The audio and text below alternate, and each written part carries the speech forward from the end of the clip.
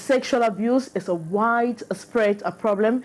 The phenomenon has become so rampant that women now live in the constant fear for themselves and of their children. It happens in schools, in cars, in parks, in uncompleted buildings, in homes, just anyway, and perpetrators have no regard for age or a social status. In this edition of your program, Women and Leadership, will look at the growing rate of rape of minors in our communities. Why is it so silent? And we also question the silence of governments and communities. The program is on Canal, the International. We'll be right back.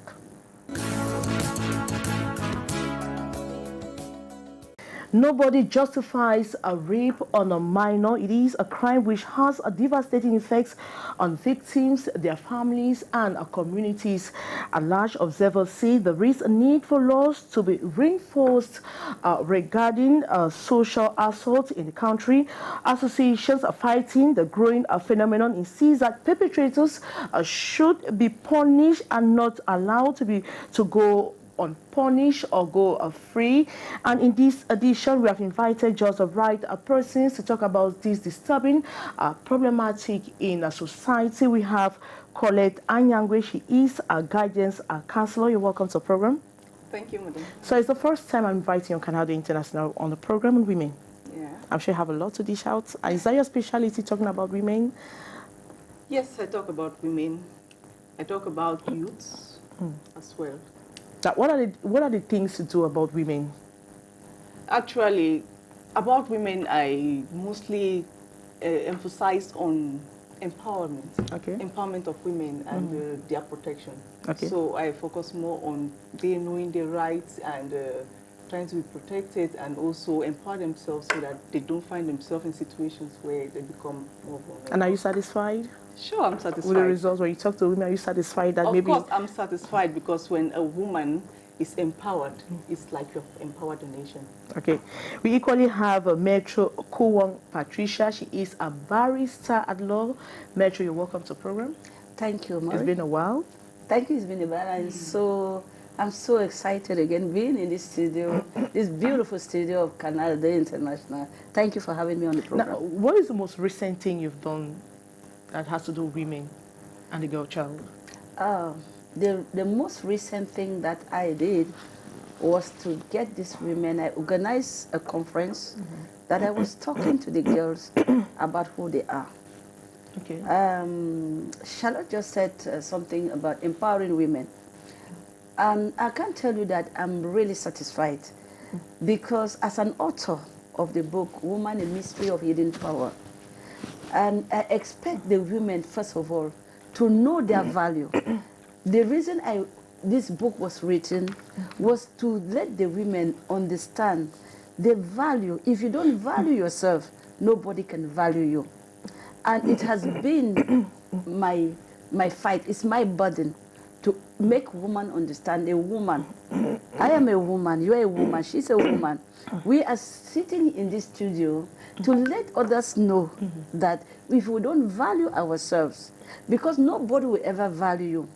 We are living in a society where they have already told us that, you know, we are like second class.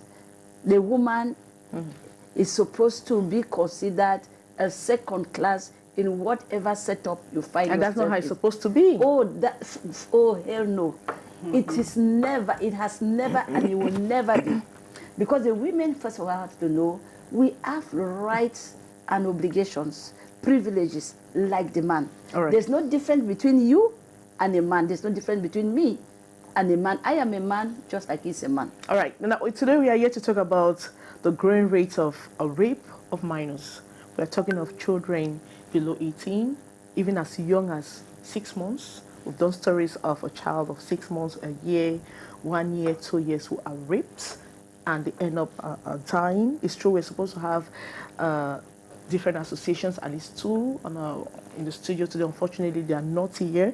But it's a topic that we'll carry on and we'll continue to talk about, is that we'll continue to sensitize more people on the need for them to denounce a rape on minors and get concerned about it. Now, it's so disturbing sometimes when I ask this question, now, why the growing rate of rape on minors, Major? Yeah, it's very, it's multifaceted. You see, there are many reasons. And the first reason I will give you is society has portrayed the woman as a pleasure tool, as a tool, as something that people can play with. Let me say a toy. You understand? So the first thing they see a woman, let me tell you, it's not because you are seeing a baby, you are not seeing a girl, child, little girl. That the people don't see the child, they see the woman in the child. And as a matter of fact, it is a mystery of who the man is. Because you can be small, you can be young, but you are already old in that body. So when they see a woman, the society has made a woman, every day you see all the films, all the music, every day they flash over your face, showing the woman as a tool for amusement. So once that tool has been that thing has been overemphasized, has been projected. So the first thing people do is, oh, I can do sport with her. She's just good for sport. You know, it's sport, you right? Want to do sport? Let's go and do sport. So when they see this girl, a baby, they're not seeing that her different. That's the first reason. And then secondly, you talked about in homes, in schools, wherever just anywhere. Anywhere. Now, why? Because as soon as a woman is seen as a sex toy, the person's desire to have that woman is already registered because something had already triggered it. So this woman has, in the home, let me tell you, we have homes that are too small to accommodate both the male and the female. You understand? You have a family that they have a 2-bedroom house. The parents have already taken 1 bedroom. Then you have another 1 bedroom where you have 8 people. They have 1 bathroom. There's no privacy. There's no decency. Everything is being exposed. And then they're sitting and watching the television. They're listening to obscene music. Their music that is, you know, is seducing already. That music is already sending message. And Maureen, one thing I want to tell you is that it's not strangers that rape. It's very difficult for a stranger to rape you. Rape is mostly done by people who know you. You understand? So at home, when you have your little girl of 5 years, 3 years, 4 years, he's living with maybe cousins, with brothers who are 16, 17. This is a time where the energy, the male energy, the testosterone is bubbling in that person.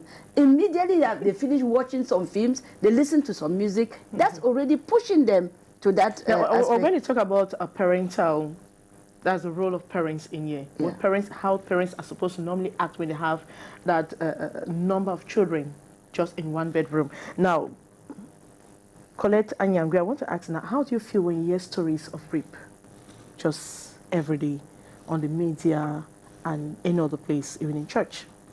Well, I really feel terrible because when we talk of rape, it means that somebody has been forced into a sexual activity without the person's consent. That's rape. And so most of the times, the perpetrators are usually men, and the victims are the women. So I feel so terrible that women are always at the center of being the victim of rape. It's true that there are some boys who are also raped, but most of the times we have the females who are raped. But when it comes to minors being involved, so disturbing. so we talk about minors. It's so disheartening. And so the reason why we could advance for some of these minors being raped, I will place, first of all, a finger on parents. Nowadays, we have most women, they want to become career women. For instance, I'm here. What's happening back home? The children are left on their own. And so before you know it, maybe a neighbor steps in, you don't know the neighbor's intention or some other person. So when we leave our children on their own, we are exposing them to such situations of rape. So how should mothers act? How should parents act when you have kids at home? Actually, when you have kids who are really minors, there should be a senior at home. It's true that nowadays we have house assistants, but even by having those house Even those house helps too, they do yeah, they do terrible things. They do terrible things on the children. Necessary, not leave. They are found on their Yeah, that a normal man cannot rape a child. Abnormal On a is the baby? fact- that's why I'm coming to. Okay. Okay, what abnormal is the fact that when it's a baby, I don't even know how a man can really feel aroused when it's a baby. Because, I mean, the child is not even mature, the child does not even know anything about it. It's an abuse. It's an abuse. So it's so terrible when we see men getting into such actions. Victim of rape, it has a lot of impact on the child. Because that child suffers shame, disgrace, humiliation, and that child is traumatized. You see, most girls later on, they may have difficulties with relationships because of rape history. And on the side of perpetrators, some of them, they get into this rape action because of revenge. Okay. You see, maybe they had been victims of rape, and so because of that, they want to revenge it on another child. So Now, Metro Code. Now the reason is the sexual